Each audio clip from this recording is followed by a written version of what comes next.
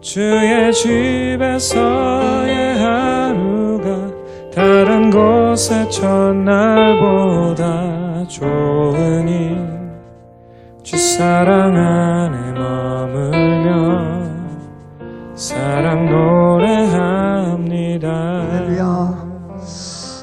여러분 기도해 주시고 또 여러 가지 협력해 주셔서 저희들 이스라엘 또 성지순례 잘 다녀왔습니다. 잘 다녀왔으니까 여기 있겠지요. 대신 비행기를 오래 타면서 목이 좀 많이 상한 것 같아요. 그래서 좀 소리가 듣기가 평소에도 안 좋은데 더 안 좋았어요. 좀 죄송합니다. 이번에 이제 저희들 갔다 왔는데 대부분의 크리스찬들이 가장 가고 싶어하는 곳에 하나가 바로 이스라엘이 아닌가 이렇게 생각을 합니다. 그리고 꼭 한 번은 다들 가봤으면 좋겠다는 그런 마음도 들었습니다. 이번에 이제 저희들이 가서 가장 감동적인 장소가 어디였다고 여러분 생각이 드십니까?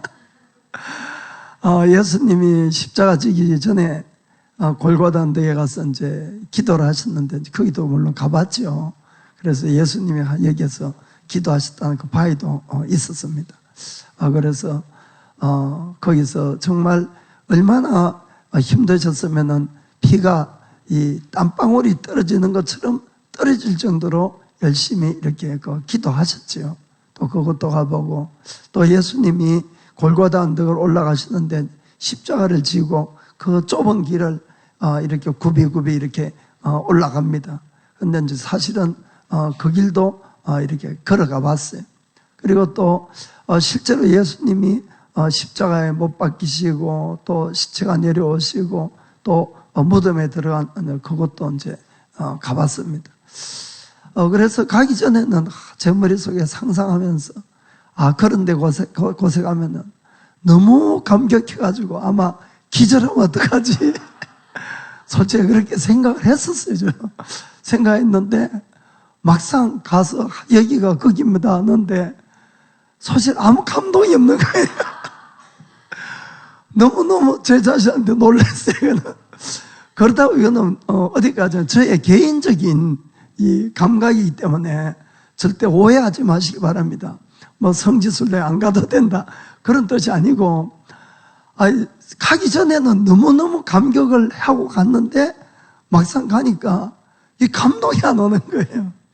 그래서 좀 너무나 놀랐습니다만은 그 가장 큰 이유가 뭔가 하면은 사람들이 너무 많은 거예요. 사람들이 어떤 여유를 가지고 시간을 가지고 주님을 묵상하고 이런 시간적 여유도 없고 분위기도 전혀 안 되고 이건 얼마나 빠글빠글하게 막 몰리는지 마치 그런 이제 기념할 때 가면은 기념관이나 마치 만원 전차를 타봐 보신 분들은 이제 알겠지만은 자기가 안 걸어가도 또 밀려 들어가고 자기가 안 나와도 또 밀려 나오고 그런 식의 분위기니까 이게 뭔가 이렇게 좀 묵상을 하거나 예수님 생각이 아니라 그냥 그저 밀려서 이렇게 가고 이런 그런 분위기였어요.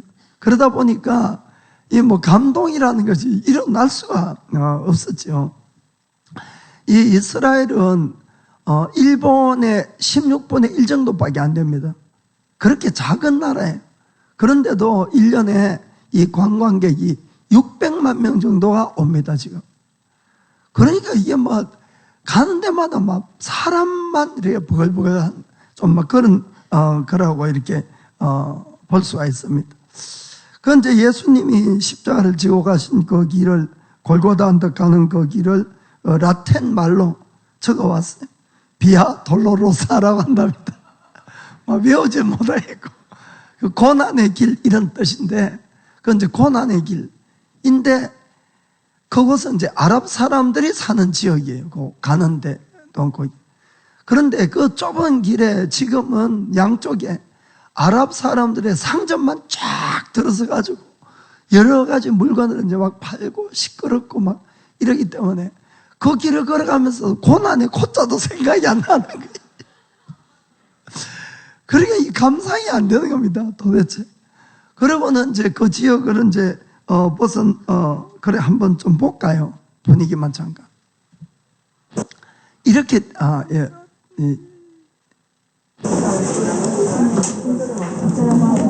양쪽에 상점들이 이제 조그마한 게 있죠. 여기는 예수님이 십자가 지고 가시다가 너무 힘들어서 탁 짚었다는 데랍니다. 그래서 막 수많은 사람들이 저희들도 대보고 막 이렇게 대보고 이렇게 걸어갔습니다.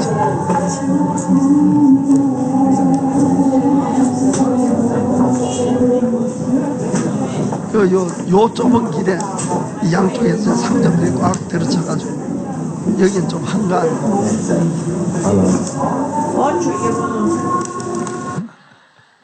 예. 그런데 사실은 이제 나중에 문헌을 보니까 그렇더라고요. 이 길은 실제로 예수님 당시의 길이 아니라는 거예요. 그거 헛짚은 거지. 그럼 그 돌도 예수님이 짚었다는 거 거짓말이잖아, 사실은. 그런데 이제 이 안내자가 그래 이야기를 하니까 다 그래도 한 번씩 이렇게 만져보고 가는 겁니다. 그게 가짜든 진짜든. 그런데 왜 그런가 하면은 그 당시에 예루살렘 가는 것은 대부분이 1m에서 2m 땅 밑에 있습니다. 지금은 이제 재건축을 하면은 다 드러내고 건축을 하지만은 그 당시엔 그런 여유들이 없잖아요. 그럼 예루살렘에 한번 멸망을 했다. 그럼 다 부숴버리는 거예요, 그냥.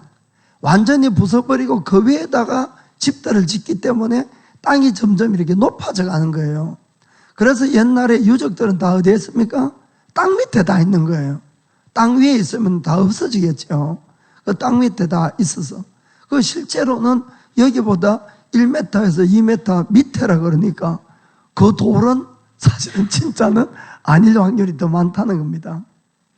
그런데 아무튼 간에 그 이제 들어가는 입구부터 14번, 14가지 이제 번호가 이렇게 맥혀져 가지고는 여기는 예수님이 재판받았던데, 여기서 예수님 십자가 짓던데, 이제 그 설명들은 이제 쭉 듣고 이렇게 올라갔습니다. 예수님 써졌던데, 또 구레네 시몬이 여기서 십자가 대신 져줬던데, 뭐 이런 이야기들을 쭉 하고 이렇게 올라갑니다. 그리고는 이제 그 마지막에 아랍 사람들 구역 끝나온 다음에 또 예수님이 골고다 언덕에 사실 나오는데, 그곳에 주님이 십자가에 달리시고 또 이 죽으신 다음에 신체를 내리시고 그 바로 옆에 또 무덤이 있어서 무덤에 이제 넣었다고 이렇게 이야기를 합니다. 그리고 거기에는 아주 멋있는 대리석으로 이렇게 건물을 이렇게 지어 놨어요. 그 예수님 무덤 입구 한번 보겠습니다. 이제 예수님 요 안에는 굴이 있고 사람이 한둘밖에 못 들어간다고 합니다. 그 줄을 이렇게 쭉 서 있는데 이 안에 들어가려면은 이 시간에 2시간 기다려 들어갈 수 있습니다. 그래서 뭐 저희들은 아예 들어가지도 않고 밖에만 보고 그냥 이렇게 나온 거예요. 그렇기 때문에 정말 이런데 막 사람들이 계속 줄을 서 있으니까 뭐 들어가서 조용하게 묵상하고 이러질 못하기 때문에 어떤 감동하는 게 별로 이렇게 느껴보지 못하고 그냥 땅만 밟고 보고 왔다 이렇게 되었습니다.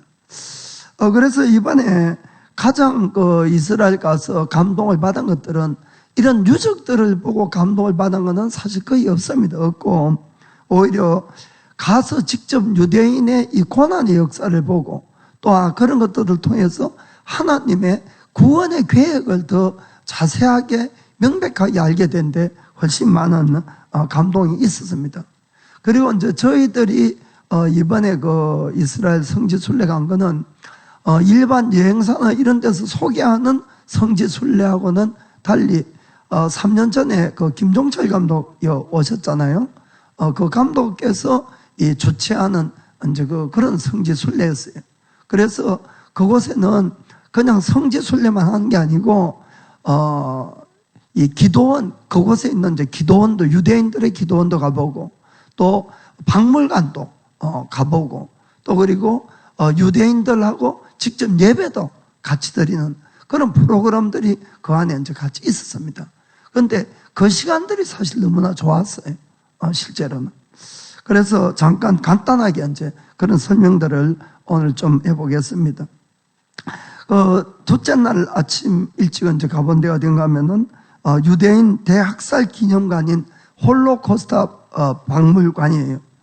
그것은 세계 제2차 세계대전 때, 여러분들도 잘 알겠지만은, 이 독일 그 나치스에 의해 가지고 600만 명이나 되는 유대인들이 대량으로 학살을 당한 일이 있습니다. 그래서 그걸 기념한 그 박물관인데, 그것에는 이제 미리 그 분위기나 이런 것도 알기 때문에 딱 들어가는 순간부터 이게 말하기 좀 힘든 슬픔, 아픔, 이런 것들이 확 이렇게 몰려오더라고요. 그리고, 예루살렘에 있는, 이 홀로코스트는 그 스티븐 스필버그라는 유명한 그 감독이 있죠. 그 감독이 직접 그 구상을 해서 만든, 그분도 유대인이니까, 그런 장소였습니다. 여러분, 말이 600만 명이지, 이 가와사키 인구가 지금 120만 좀 넘거든요. 그러면은, 가와사키의 모든 어른부터 어린아이까지 5개나 되는 도시를 다 죽이는 거예요. 정말 엄청난 숫자입니다, 이거는. 그런 많은 사람들을 5년 정도에 다 이 학살시킨다는 것은 인류 역사상 예가 없는 대학살 사건이었어요, 사실은. 그런데 그때에 150만 명의 유대인의 아이들도 죽었어요. 죽었는데, 그 당시 이제 죽어가는 이 유대인들이 그 당시 이제 가톨릭 교황한테 탄원서를 썼습니다. 히틀러가 가톨릭 신자거든요. 그래서 교황하고 많이 만나고, 교황하고 사진 찍은 것도 많고, 이런데, 그 교황한테 우리 어른들은 죽이더라도 아이들만큼이라도 제발 좀 살도록 이렇게 좀 해달라. 근데 그때에 교황이 뭐라고 답장한 줄 아십니까? 교황이 아무리 어린 아이들이라도 유대인의 피가 있는 한은 다 죽여야 된다. 여러분, 그게 교황의 답장이었어요. 그런 것들이 거기에 다 전시가 되어 있는 거예요. 그러니 이 유대인들이 생각할 때 기독교, 그때 가톨릭이든 프로테스탄트든 그쪽에서 보면 예수 믿는 기독교인이잖아요. 그 사람들이 어떻게 생각하겠냐, 이런 이야기입니다. 무슨 마음으로, 무슨 원망을 가지고 죽었겠냐 하는 걸 생각하니까 진짜 막 마음이 좀 미어지는 그런 아픔이 있었어요. 게다가 그 영상들도 아주 참혹한 영상이 많이 있는데, 그 중에 이제 하나가 뭔가 하면은 가스실에서 대량으로 사람이 죽어 나오잖아요. 그걸 어떻게 정리하는가 하면은 불도저로 사람 시체를 밀어가지고 이걸 파묻는 거예요. 정말 말도 못하는 끔찍한 그런 일들이 있었던 겁니다. 여러분들이 유튜브에 이렇게 좀 찾아보면은 그런 영상들도 오니까 정말 이 죄라는 것이 얼마나 무섭고, 죄가 해결이 안 되면은 인간이 어느 정도 악마처럼 변해질 수 있느냐 하는 것도 정말 잘 볼 수가 있는 것 같아요. 그래서 그런데 이제 들어가기 전에 거기 우리 그 안내하는 분들이 여기서 사진 찍으면 안 됩니다 그러더라고요. 그 중간에 좀 찍고 싶은 것이 많이 있었는데, 그래서 이제 참고 이제 계속 갔어요. 그런데 마지막에 보니까 외국 사람들도 막 찍고 이러더라고. 그래서 괜히 손해봤다 싶어가지고 그 마지막에 이제 그 나오기 바로 직전에 그 한 장면이 있는데, 그거만 사진 한 장 찍어 왔습니다.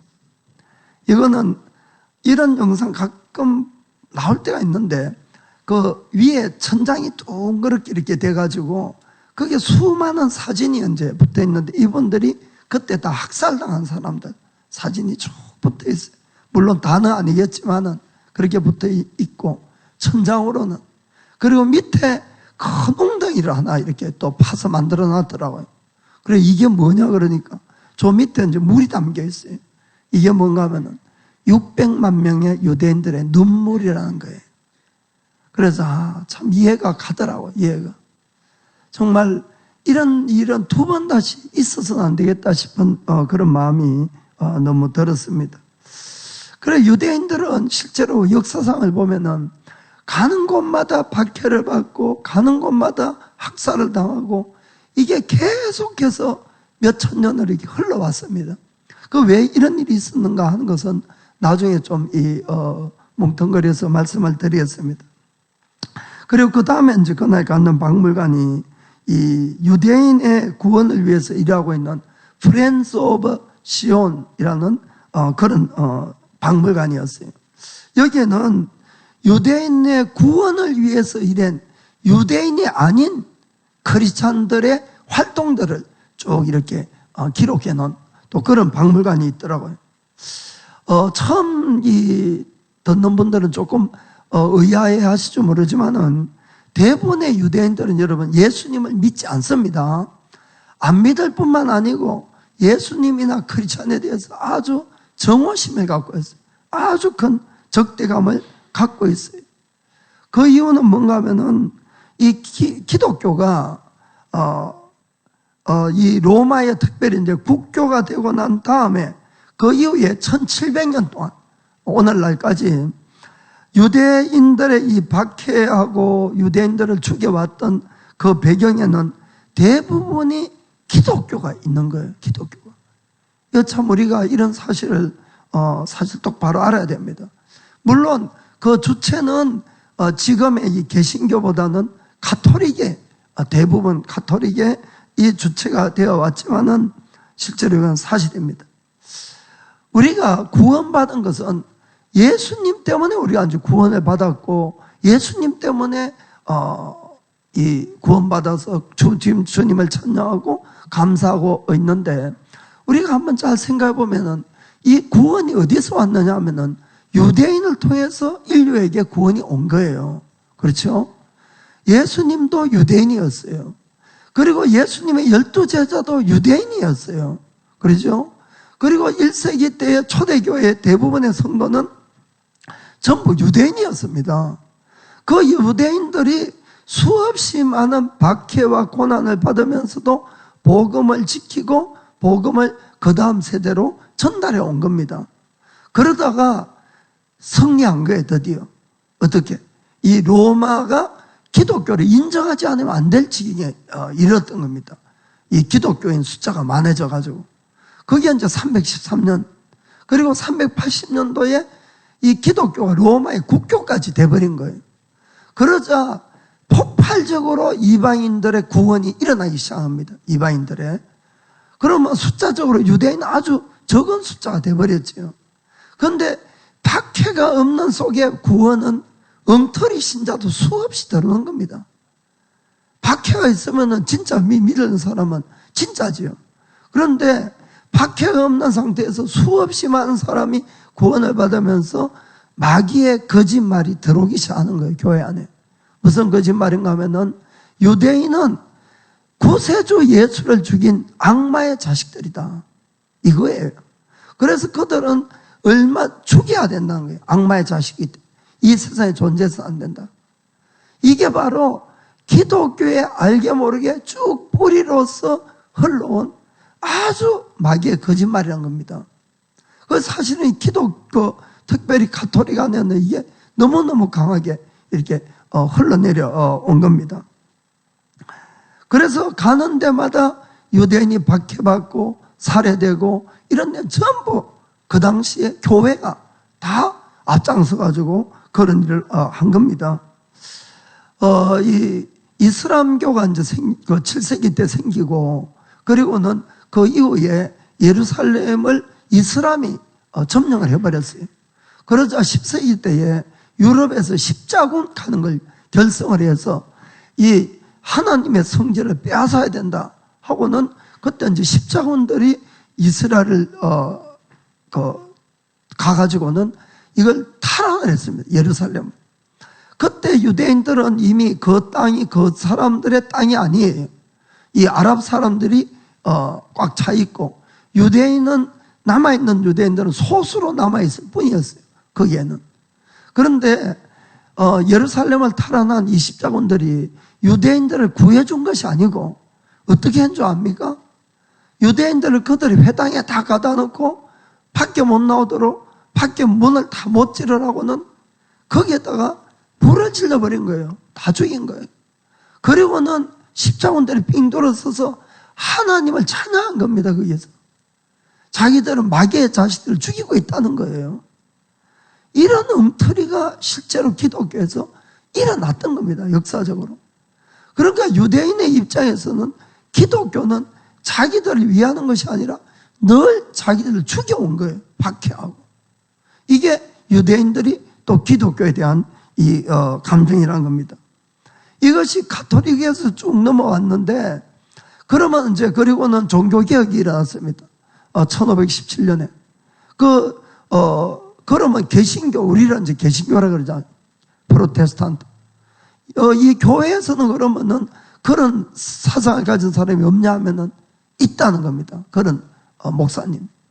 그것이 놀랍게도 여러분, 그게 누군가 하면은 이 종교개혁을 주관한 마르틴 루터가 그런 사상을 가지고 있었어요. 물론 마르틴 루터는 원래 신부였던 것도 있겠지만은, 마르틴 루터가 오늘날 우리 교회의 공헌은 아주 놀랍도록 큰 거예요, 사실은. 이 면죄부를 팔고 하는 그런 곳에서 믿음으로 구원을 받는 믿음의 신앙을 회복하고, 오직 성경만이 진리라는 성경의 진리를 회복하고, 그래서 오늘날 교회를 세운 이 사람이 바로 마르틴 루터다. 그래서 교회 쪽에는 그렇게 지대한 공이 있는 사람임에도 불구하고 사실 유대인에 대해서는 마르틴 루터가 너무나 나쁜 일을 한 겁니다. 그것이 뭔가 하면은 루터도 처음부터 유대인을 박해하고 이러지는 않았어요, 사실. 루터도 유대인을 회심시켜서 구원시켜 보려고 노력을 했는데 유대인들이 말 안 듣는 거예요. 자기 고집은. 그러니까 막 세상 말로 뺑 돌아가지고 반대로 유대인을 모욕하고 유대인을 죽여야 된다는 선동하는 거를 책을 3권이나 썼어요. 그리고는 유대인은 악마의 자식으로 이거는 다 죽여야 된다. 이런 식의. 그래서 그 내용이 너무 심해가지고는 그 제자들이 그 책을 감췄답니다. 발표하지, 세상에 안 내보내고. 왜냐하면 이거는 정말 말이 안 된다는 걸로. 그런데 그 책을 누가 발견해서 이용했는가 하면 히틀러예요, 히틀러. 히틀러가 그 책을 보고는 됐다는 거예요. 이게 뭔가 하면은 뭐 전쟁을 하든 뭘 하든지 사람을 죽이든지 어떠한 근거나 명분이 있어야 되는 겁니다. 그래서 히틀러가 그 책을 발견해가지고 대량으로 그것을 출판을 해서 그 전 독일 사람들에게 돌린 겁니다.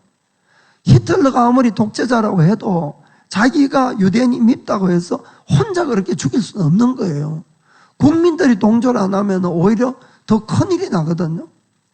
그렇기 때문에 히틀러가 그 책을 발간을 해서 사람들의 사상교육을 시키고, 그리고는 600만 명을 죽인 거예요. 전쟁이 끝나고 나서 이제 재판이 벌어진 겁니다. 이 전쟁 범죄자들을 전부 다 붙들어가지고는 재판하는데 어떤 일이 있었는가 하면은 특별히 이제 유대인들의 학살에 이 선동을 한 사람들을 붙들어가지고 신문을 할 때에 그 사람이 뭐라고 했는가 하면은 자기는 죄가 없다는 거예요. 그 많은 사람을 죽이도록 해놓고, 만일에 내가 죄가 있다면은 이 자리에 앉아서 심판받아야 될 사람은 내가 아니라 마르틴 루터라고. 이 영상 기록에 다 나와서 다 봤습니다, 저희들은. 마르틴 루터라고. 왜냐하면 자기들은 루터가 한 것을 실천했을 뿐이라는 거예요. 좀 그런 의지를 쓰는 겁니다. 그러니까 루터가 이 유대인들은 다 죽여야 된다고 그래서 자기들은 그 루터의 말을 믿고 유대인을 죽였을 뿐이라고. 그런 식의 이야기를 한 겁니다.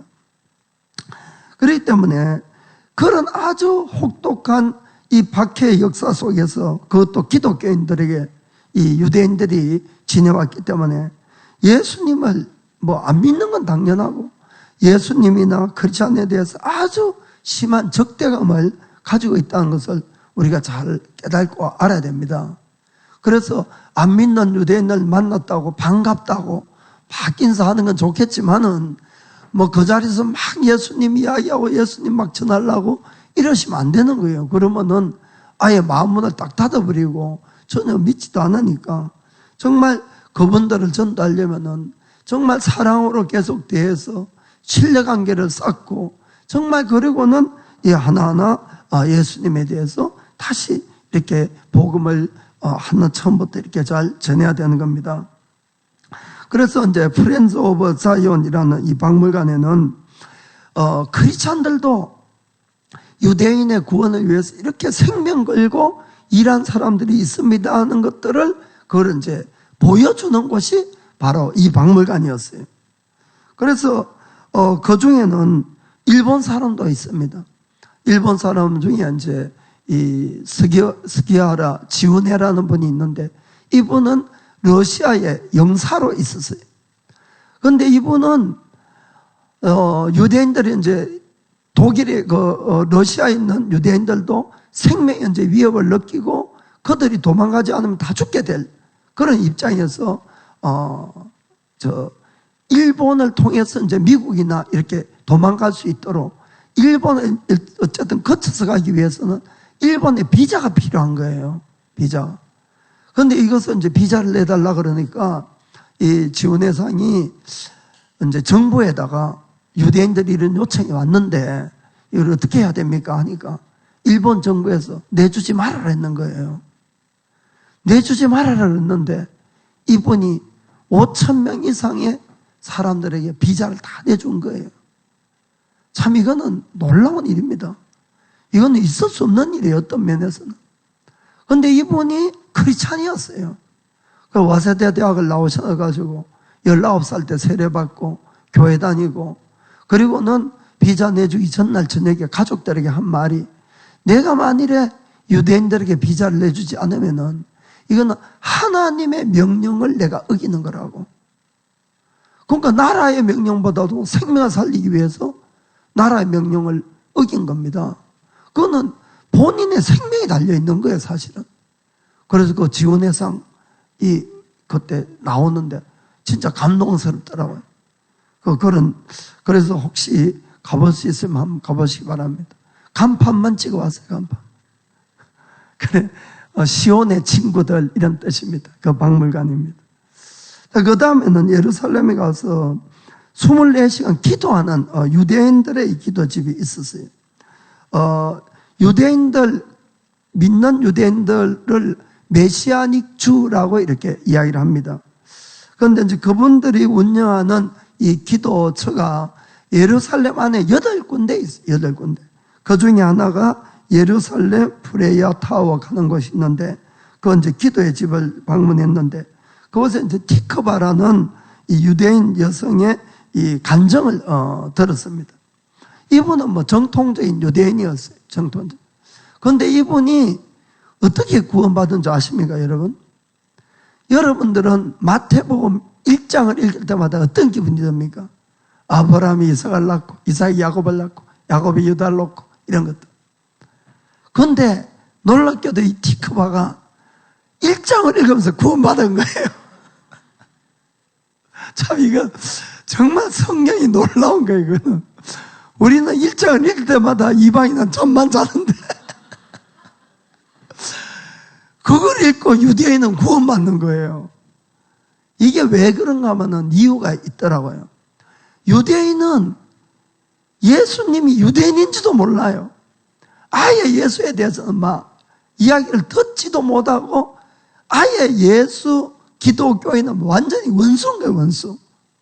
그리고 그들은 신약 성경 절대로 읽지 못하게 하고, 그러니까 구약 성경도 잘 안 읽는다고 합디다. 그 이야기를 들어보니까. 그럼 뭘 읽냐 그러니까 탈무드라는 걸 읽는데요. 그냥 그들은 탈무드를 읽고 공부하고, 그거는 이제 구약 성경 모세 5권이 들어가 있고 해설집이 쭉 들어있고 이런 것들인데 그거는 읽지만은 성경은 안 읽는다고 이야기를 하더라고요. 그러니까 예수님을 알 수가 없어요. 그 예수님을 전하면은 또 예수인 하면은 그거는 이탈리아 종교고 기독교는 그리고 그 이탈리아 가서 하지 왜 여기 와서 그 이야기 하냐고 이런 식으로 이제 이야기를 한다는 겁니다. 그런데 이제 이분이 어쨌든 하나님을 간구해서 하나님을 그러다가 어느 날 이제 마음에 공백이 생기고 성경에서 하라는 율법을 잘 지키고 이렇게 했어요. 그래도 뭔가 하나님을 못 만난 거예요. 그러다가 어쩌다가 이제 친구들하고 이 교회의 목사님을 만나게 됐는데 목사님이 예수님도 이야기하고 신약 성경을 주는데 본인도 아예 볼 생각도 안 하다가 어느 날 집에서 한번 성경을 읽고 딱 읽는데 거기 성경이 어떻게 됐습니까? 1장 1절 보면은 아브라함의 자손, 다윗의 자손, 예수 그리스도의 계보 이렇게 있잖아요. 그리고는 아브라함이 이삭을 낳고 이삭이 야곱을 낳고 쭉 내려오는데 그게 누가 했습니까? 예수가 있는 거예요. 그거 읽고 다 알겠다라는 거예요. 그걸 읽고. 자, 이게 이제 유대인이 좀 다른 것 같아요. 그걸 읽고는 하나님 이런 식으로 구세주를 보내주시다는 것들이 확 오게 됐다는 거예요. 그리고 이제 꿈에 주님을 만나고 그 구원을 받았다는 그 간증을 했습니다. 그 이분은 또 이렇게 그 남편도 음악가인데 또 이렇게 무용을 좀 이렇게 하시더라고요. 그러면서 금방 그 자리에서 저 같은 사람은 완전히 뭐 몸치라서 몸이 안 들어가요, 사실. 그런데 금방 이렇게 무용을 가르치고는 같이 그 이스라엘 그 이제 그 예루살렘 성곽에 야파문이라고 있는데 자파문 가기도 하고 그 앞에 가가지고 실제로 저희들은 이제 그 무용을 했습니다. 그래서 잠깐만 보여드릴게요. 요 흰 옷 입고 있는 분이 티커.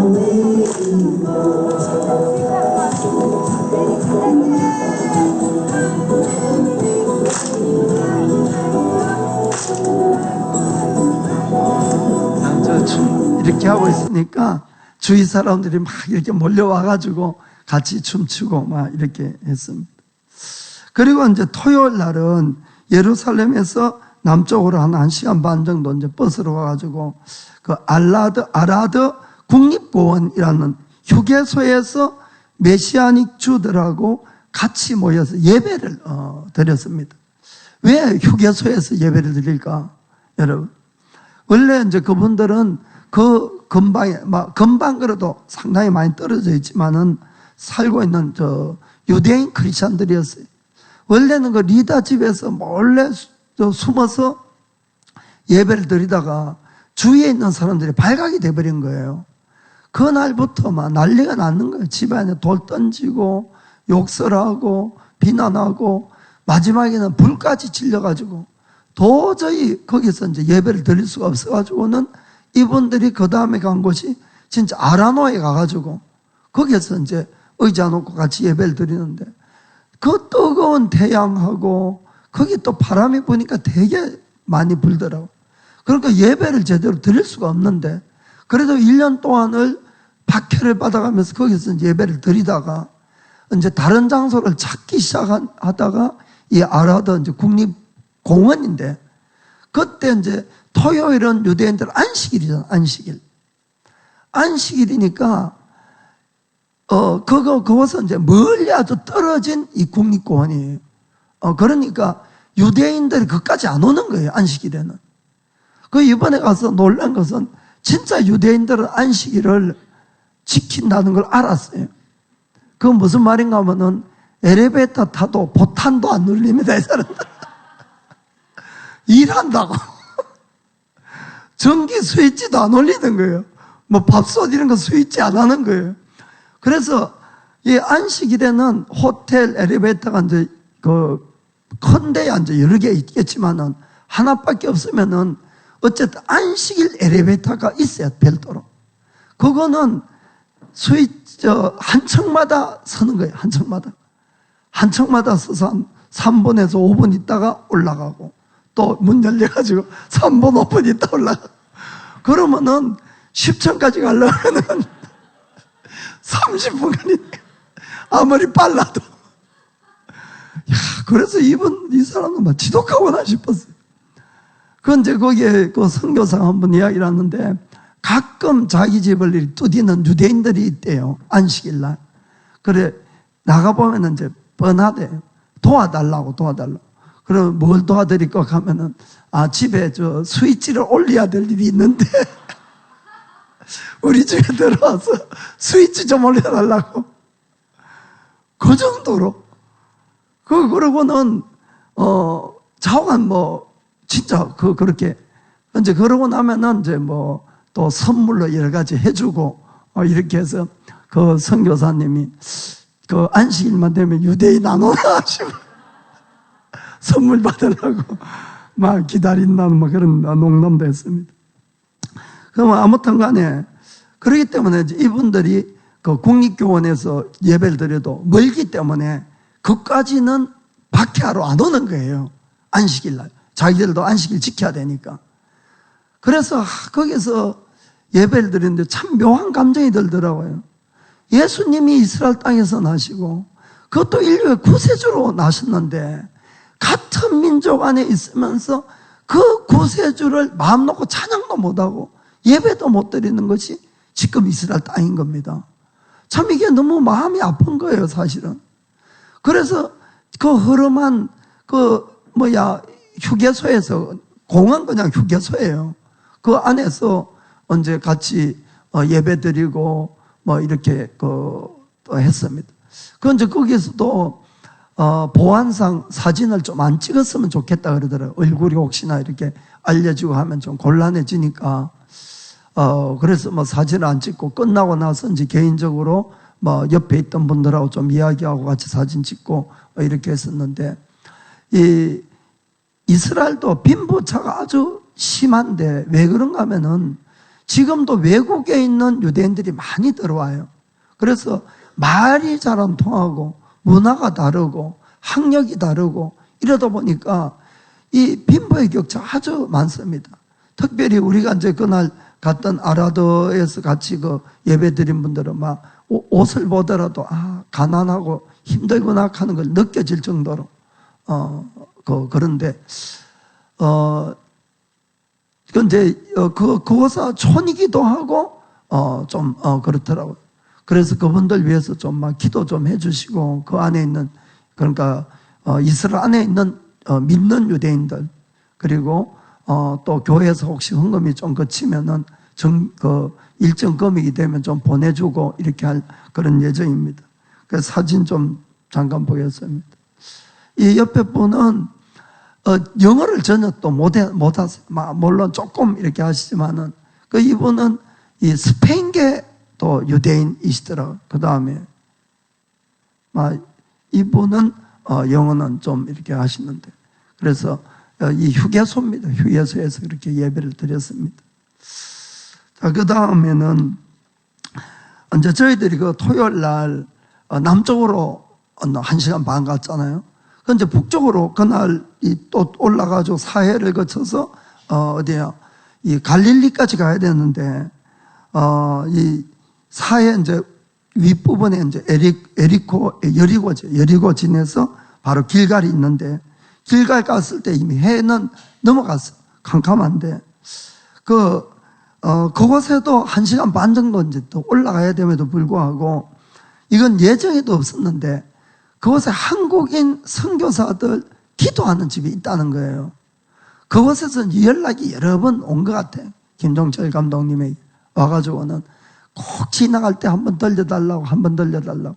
그래서 이제 예정에도 없고 시간도 없지만은 들렸어요. 그게 들렸는데 깜짝 놀란 건 이런 한적한 곳에, 사람도 없는 곳에 한국 사람이 다 있구나. 참 한국 사람 없는 데 없구나 싶었어. 그게 너무 놀랐어요, 저희들은. 그래서 그곳에서 한 3사람 정도가 그냥 곧 살면서, 유대인들은 이제 이렇게 도울 거 도와주고, 반 몸 팔고, 이제 또 선교 오는 물품 가지고 도와주고, 그것은 가난한 사람들이 많다 그랬잖아요. 부자는 너무 부자입니다. 거기도. 그걸 이제 도와주면서 이 선교하는 이분들이었어요. 우리 가니까 그 좁은한데 막 빡빡하게 한 40명이 다 들어가지도 못하고 밖에도 있고, 거기서 막 찬양하고 기도하는데 이 유대인 군사가 세 사람 들어온 거예요. 이 시끄러워서 왔는지 뭐 어째서 왔는지. 그 여자 군인들 서희가, 거기는 뭐 여자들도 다 군대 의무가 있으니까 자기 키보다 더 큰 총을 탁 빼고 이렇게 이제 들어온 사진 한 보겠습니다. 여군들이 이렇게 와가지고. 그래도 막 서로 평소부터 아는지 되게 호의적은 호의적이더라고요. 그 다음에 그렇습니다. 잘생겼죠, 다들. 그래도 무섭습니다, 이스라엘 그 여성분들.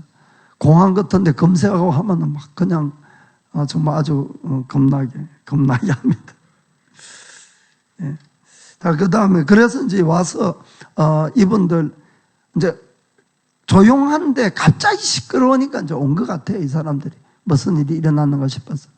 그 이제 이분들 와서 한국말로 찬양해주고 한국말로 기도해주고 막 이렇게 했는데 막 자기들이 그래도 호의적으로 한다는 걸 알고는 그래 잘 받아주더라고요.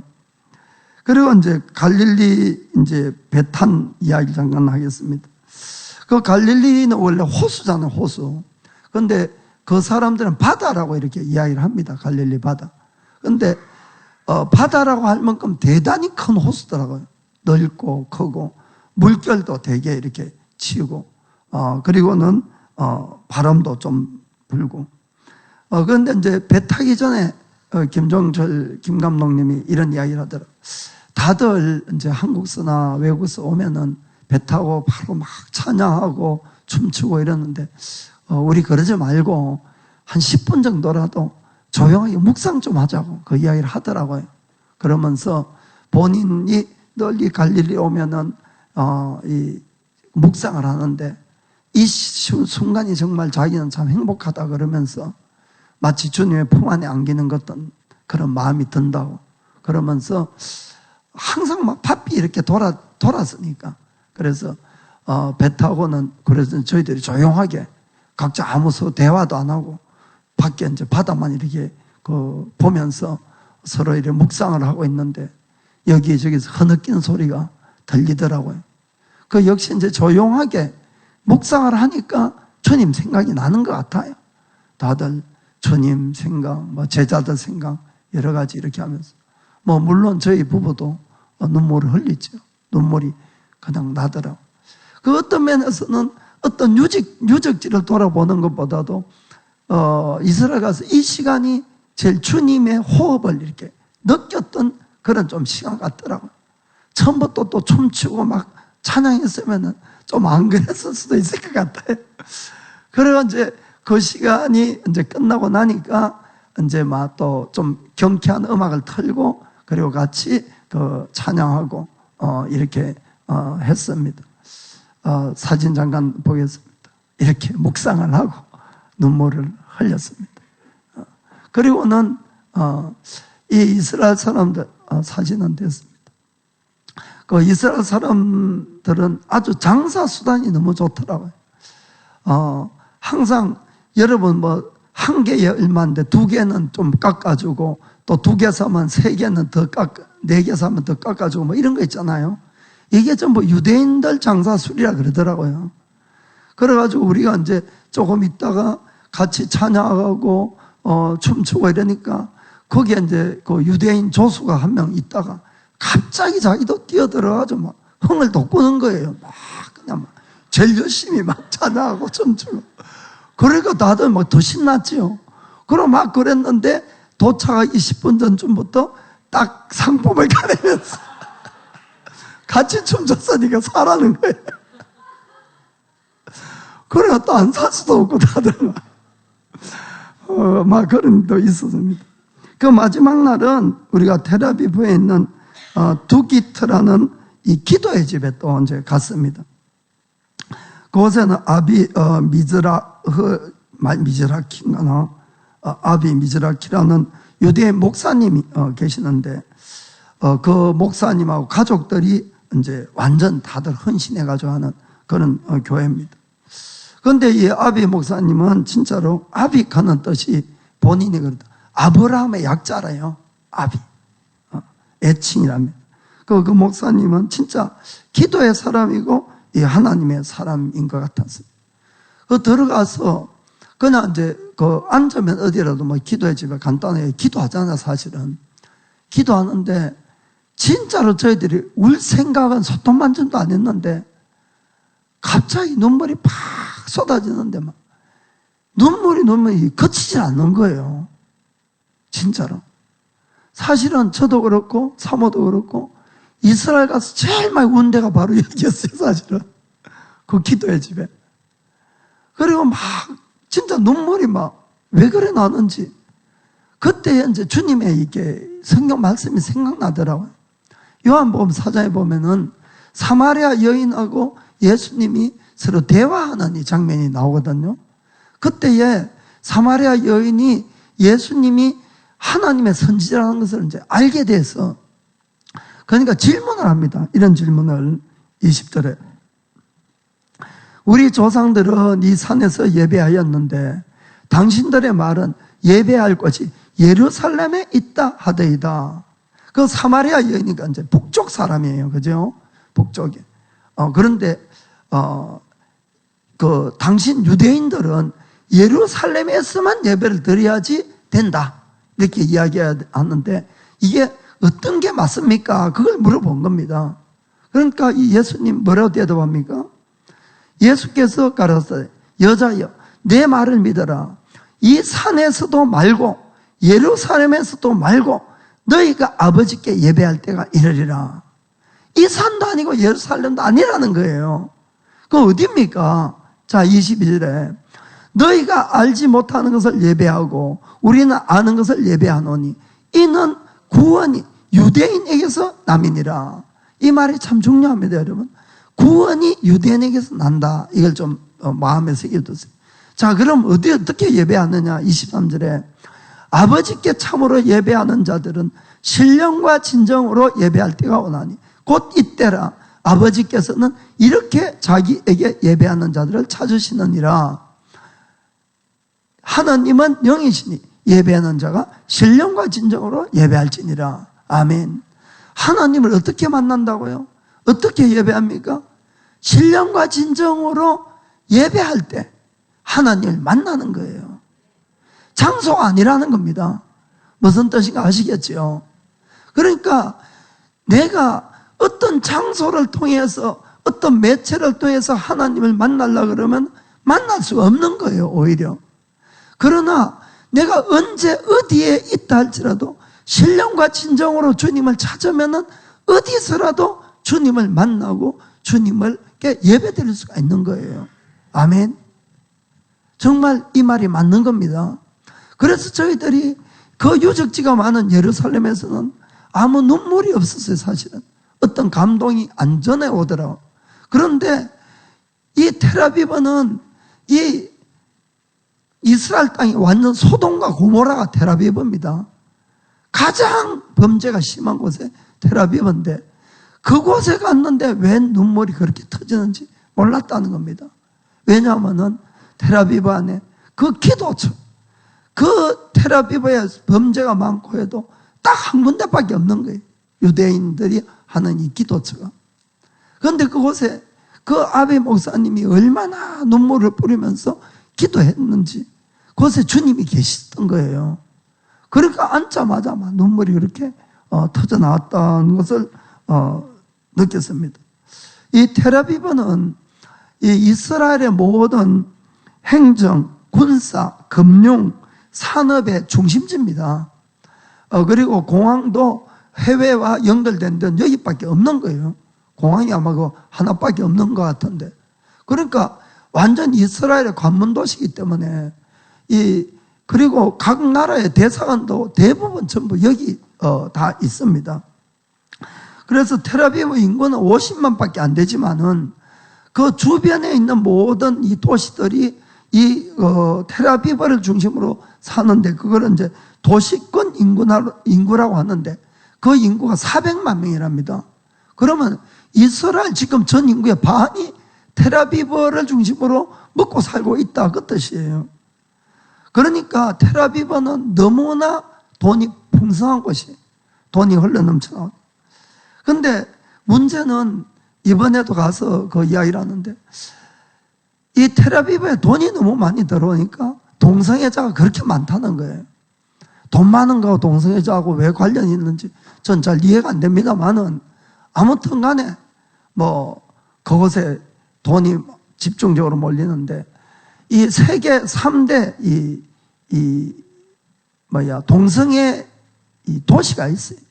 그게 브라질의 리오데자네리오하고, 그리고 미국의 샌프란시스코인가?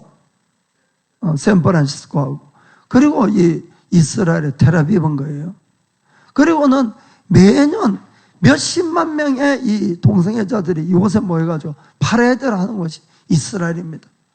그러니까 참 극과 극을 이렇게 막 달리는 부분이 너무나 많습니다. 그래서 이 사람들이 대신에 막 너무 자유분방하니까 복음에 대해서는 그렇게 거절도 없어요, 사실은. 예수님에 대해서. 예루살렘에 가면은 막 시커먼 옷 입고 시커먼 모자 쓰고 머리 이렇게 한 남자들도 수없이 보거든요. 또 이 빵떡 모자 같은 거 쓴 사람들도 수없이 보는데, 이 텔아비브 가면 거의 안 보여요, 사실은. 그 정도로 자유분방한 걸 이렇게 볼 수가 있습니다. 그 놀라운 게 텔아비브의 이 어른들의 4분의 1 이상이 동성애자라는 거예요. 그 4명 중에 1명은 동성애자인데 그 길 가다가 유심히 봤지요. 근데 보기는 멀쩡한데 나는. 그런데 분명히 통계상 이 4사람 중에 1사람 동성애자니까 참 이게 너무너무 심각한, 정말 이 마지막 때가 왔구나 싶을 정도의 그런 것이었습니다. 여러분들이 그 마지막 영상을 이제 보겠습니다. 이 가운데 계신 분이 이제 아비 목사님이십니다. 그리고 18층이에요. 아주 높은 곳에서 주위를 둘러보고 이렇게 기도할 수 있도록 이렇게 됐는데, 이곳에 옮긴 지는 1년도 안 됐는데 막 더 넓은 곳으로 이렇게 왔다고 하더라고요.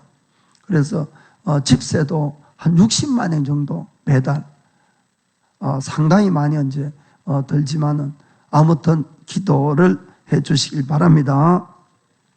자, 그러면은 이제 결론적으로 왜 지금부터 이제 중요합니다. 유대인들이 가는 곳곳마다 박해를 받고 학살을 당하고 하는가? 이거는 뭐 1, 2년의 최근의 일이 아니라 몇천 년 전부터 이게 쭉 내려오는 그 일인 겁니다. 그리고 요즘 다시 반유대주의가 아주 극성을 떨고 유럽에서는 계속 유대인 테러가 일어나기 때문에 프랑스에 있는 유대인들은 3분의 1 정도가 지금 이스라엘로 돌아가고 싶다. 너무 불안해서 못 살겠다. 미국은 안전했어요, 지금까지. 근데 요즘번에 유대인들 극장인 거기서 테러가 일어났잖아, 사실은. 모임에. 이런 일들이 왜 일어날까 하는 이야기입니다. 이것이 그들이 이 반유대주의 사상 가는 것이 언제부터 나왔는가, 우리 인류 역사상에. 그들이 예수님이 메시아인데 예수님을 안 받아들이고 죽였기 때문에 그런가? 그것이 아닌 겁니다.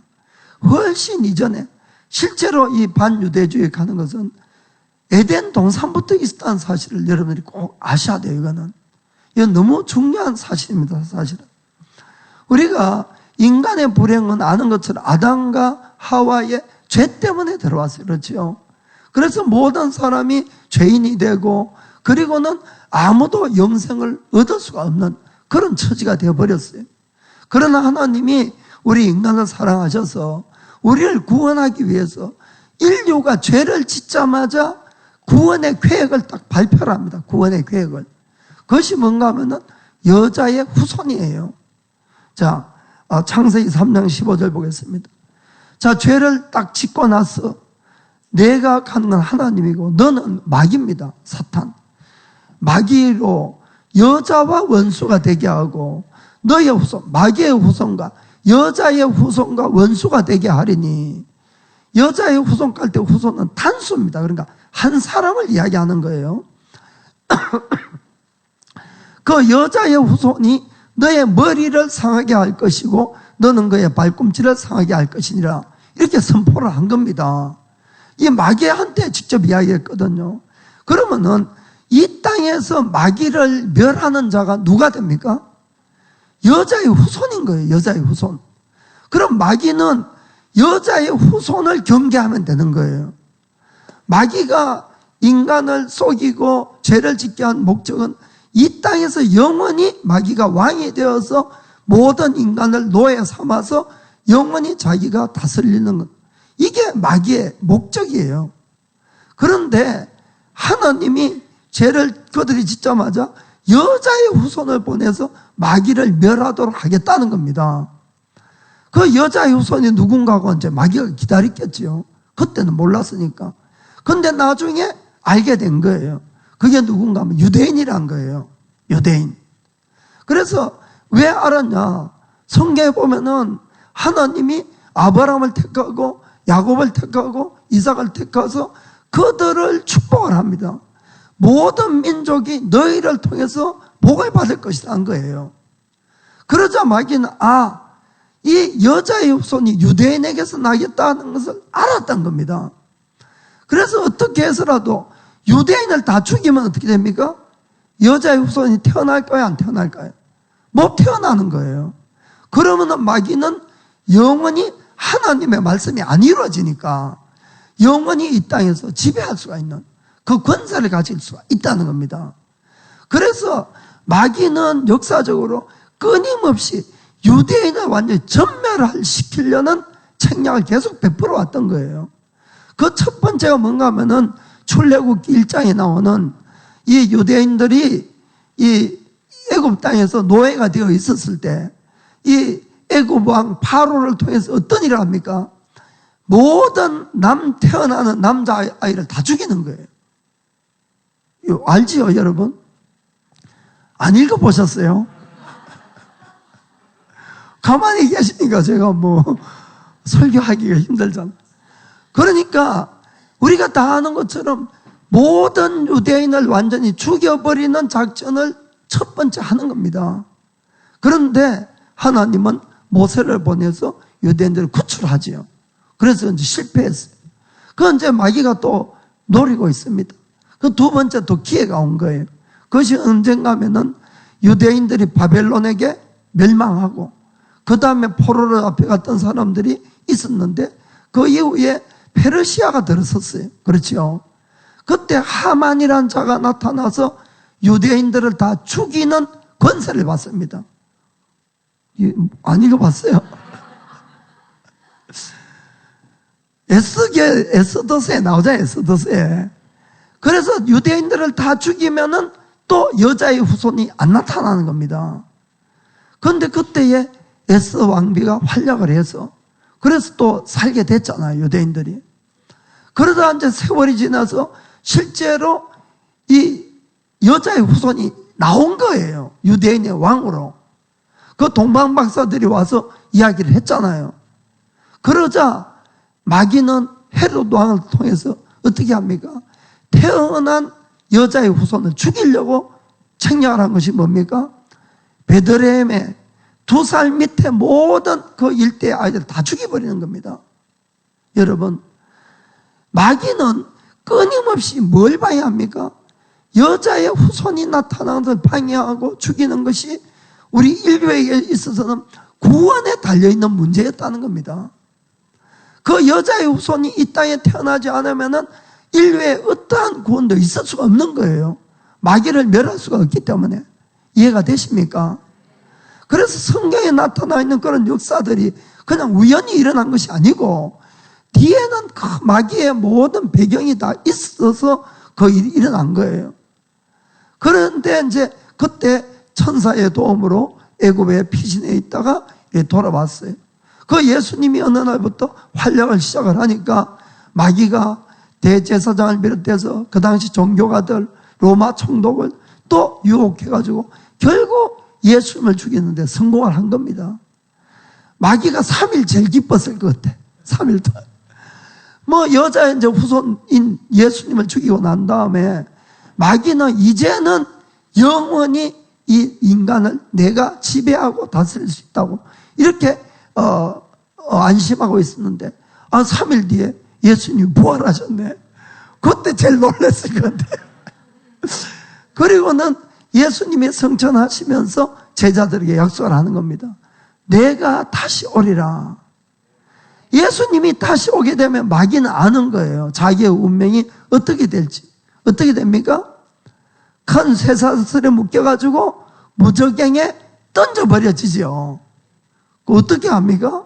성경에 다 적혀 있으니까. 마귀도 이 사실을 알잖아요. 그러니까 예수님이 다시 오면 되겠습니까? 안 되겠습니까? 마귀로서는 큰일 나는 거예요, 이제. 예수님 다시 오시면은. 진짜 자기는 저 머리가 박살나는 그런 일이 생기니까. 절대로 예수님을 못 오게 막는 것이 마귀의 책략인 겁니다. 그런데 이제 성경을 읽으면서 여러분, 우리가 잘 알아야 되는 것이 어떤 사람들은 마귀의 능력을 하나님과 대등하게 이렇게 생각하게 해서 그림 그려놓고 이랬는데 절대로 대등한 것이 아니에요. 하나님은 하나님이 어떻게 하실 것을 마귀에게도 다 알려주고 우리 인간에게도 다 알려줍니다. 그런데도 마귀가 한 번도 못 이기는 거예요. 이게 바로 마귀와 하나님의 차이라는 것을 꼭 명심하시길 바랍니다. 한마디로 상대가 안 되는 거죠. 그럼 마귀가 앞으로 일이 어떻게 전개될까 다 알지만은 그래도 막아보려고 몸부림을 치고 있다는 겁니다. 그럼 예수님이 다시 오시면 안 되는데 예수님이 다시 오시기 위해서는 조건이 있어요. 조건이. 그게 먼저 마태복음 24장 14절 보면은 이 천국 복음이 모든 민족에게 전거되기 위하여 온 세상에 전파되리니 그제야 끝이 오리라. 아멘. 그래서 복음이 먼저 전해져야 된다는 겁니다. 그러니까 마귀가 우리가 하는 것 중에 가장 싫어하는 것이 뭐겠습니까? 복음전도예요. 복음전도. 그러니까 복음전도가 안 되면은 주님이 못 오시니까 이걸 끊임없이 막고 또 한 가지가 있습니다. 유대인의 구원입니다. 이게 마태복음 23장 39절에 나오는 39절. 자, 내가 가는 것은 예수님, 너희는 유대인들에게 이번에 이야기합니다. 내가 너에게 이르노니 이제부터 너희는 찬송하리로다 주의 이름으로 오시는 이여 할 때까지 나를 보지 못하리라 하시니라. 예수님을 향해서 이야기합니다. 예수님을 향해서 유대인들이 예수님 당신이야말로 찬송받을 하나님이십니다라고 예수님을 다 믿을 때까지 나를 보지 못할 거다. 주님 안 오시겠다는 겁니다. 그러면 거꾸로 유대인들이 구원을 받으면 오시는 거예요. 그러니까 마지막 때를 어떻게 보면 되는가? 유대인을 보면 알 수가 있어요, 사실은. 유대인들의 구원이 계속 일어나면은 주님 오실 때가 진짜 가깝다. 그런데 실제로 지금 이 일이 일어나고 있습니다. 1948년도에 유대인들이 나라가 새로 생겼어요. 없었던 1900년간 없었던 나라가 다시 1900년 만에 유대 땅에 생겼을 때에 예수를 믿는 유대인의 숫자는 40명밖에 없었어요. 40명밖에. 지금 제가 2, 3년 전에 듣기는 15,000명 했는데 지금은 4만 명이라고 이야기합니다. 얼마나 급속도로 지금 유대인들이 구원받고 있는지 모른다는 거예요. 좀 전에 제가 말씀드렸듯이 절대로 유대인들은 예수님을 안 믿습니다. 그럼에도 불구하고 예수님을 믿는 숫자 이렇게 늘어나고 있다는 것을 우리가 주목을 해야 됩니다. 그래서 마귀는 유대인의 구원을 막으려면은 예수에 대한 오해와 크리스천에 대한 미움을 계속 갖게 하면 되는 거예요. 무슨 말인지 아시겠습니까? 그래서 마귀들은 4세기 때부터 지금 1700년 이상을 유대인들이 기독교를 통해서 박해를 받고 고난을 받게 만들었던 겁니다. 그래서 그들이 복음을 들을 생각도 안 하는 거예요. 그러나 우리가 하나님의 구원의 계획을 바르게 이해해야 되는 것이 구원이 누구로부터 난다고 되어 있습니까? 유대인으로부터 난다는 겁니다. 자, 이 뜻이 뭡니까? 유대인들을 통해서 여자의 후손이 나타나지 않으면 안 되는데 그러면은 유대인들이 지금까지 역사상 받아왔던 신약은 빼더라도 구약 성경 때 이 노예 생활을 하고 태어난 어린아이들이 다 죽어버리고 이런 모든 것들이 누구 때문에 그렇습니까? 구원을 위한 희생인 거예요. 무슨 뜻인가 아시겠습니까? 우리는 그것은 유대인들의 역사고 우리하고 무관하다고 이렇게 생각하지만은 그것이 아니라는 거예요. 유대인들을 통해서 구원이 이루어져야 되기 때문에 하나님의 말씀을 그들이 받았고 하나님의 구세주를 이 땅에 보내기 위해서는 유대인이라는 혈통이 계속해서 보존돼야 되는데 그 모든 역할을 그들이 감당할 때마다 마귀가 그들을 죽이려고 얼마나 회책을 하고 지금까지 왔느냐는 그 이야기입니다. 우리는 그것을 이해를 해야 된다는 것이에요. 그것은 우리가 오늘날 우리는 아무 대가 없이 구원을 받은 거예요. 따지고 보면은 모든 구세주를 보내야 되는 대가는 누가 다 지불했습니까? 유대인이 다 지불했던 거예요. 그러니까 우리는 유대인에 대해서 아무리 갚아도 갚을 수 없는 빚을 지고 있다는 걸 정말 아셔야 됩니다. 절대로 그들을 나쁘게 생각하고 박해하고 이러시면 절대로 안 된다는 거예요. 그들이 지금 예수님 안 믿는다고 해도 끝까지 사랑을 가지고 그들이 구원받을 수 있도록 기도하고 도와줘야 된다는 것을 꼭 믿기를 바랍니다. 그래서 이번에 제가 이스라엘 가서 가장 크게 은혜 받고 깨달았던 것이 바로 이 점인 겁니다. 그래서 나의 이 구원은 그냥 내가 운이 좋아서 누군가의 복음을 들었다가 아니고 이런 역사의 고난을 통해서 결국 구원의 이 바톤이 우리에게까지 넘어왔구나 하는 이 구원의 귀중함과 정말 복음을 전하는 자들의 귀중함을 다시 한번 깨닫게 된 겁니다. 유대인은 하나님이 선택한 민족임에는 틀림이 없습니다. 그들은 세계 인구의 500분의 1밖에 안 됩니다. 500분의 1. 지금 세계 인구가 70억을 넘었는데 전 세계 유대인을 다 합쳐봐도 1,400만 명도 안 됩니다. 사실은. 그럼 500분의 1도 안 됩니다. 그런데 노벨상을 받는 걸 보면은 유대인이 5분의 1은 전부 유대인들이에요. 유대인들. 그러면은 다른 민족에 비해서는 유대인들이 100배나 더 뛰어나다는 걸 알 수가 있어요. 통계적으로 그냥 간단하게 100배나 더 뛰어나다. 그래서 나도 유대인으로 태어났으면 좋았을 걸 하는 생각을 하시는 분들이 있을 것 같아요. 그런데 그럼 유대인의 입장에서 어떤가 하는 걸 잠깐 소개하겠습니다. 이 지붕 위에 바이올린 하는 걸 영화가 또 있고 소설도 있는데 들어봤을 거예요. 그 내용은 1905년도에 러시아 지역에서 있었던 유대인의 박해에 대한 이야기도 그 안에 있습니다. 그 주인공 유대인 테비에라는 분인데 이 테비에라는 분이 어느 날 러시아 친구로부터 이런 정보를 얻는 거예요. 이 지역에도 나라로부터 이제 추방령이 내려지고 유대인들 재산을 다 몰수하고 감옥에 가두고 이런 일이 있을 거니까 빨리 도망가라는 거예요. 빨리. 그 평소에 친한 친구라서 이제 그걸 이야기를 해준 겁니다. 빨리 도망가라. 그때 이 테비에가 바이올린을 들고 지붕을 올라가는 거예요. 그래서 막 연주를 하면서 하늘을 쳐다보면서 하나님께 뭐라고 이야기하는 줄 압니까?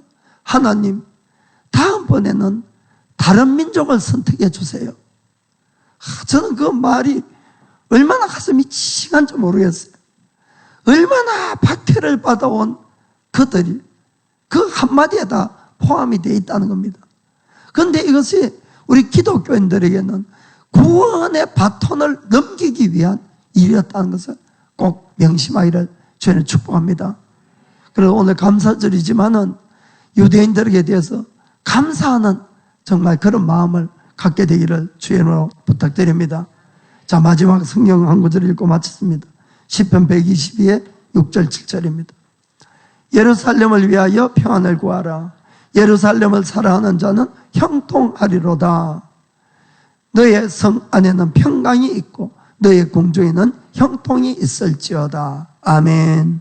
기도하였습니다. 나의 평생에 단 한 가지 소원 주의 아름다우신 보며 사랑 노래하는 것 오 나를 주 소노미가 오아오기 주노愛の中でその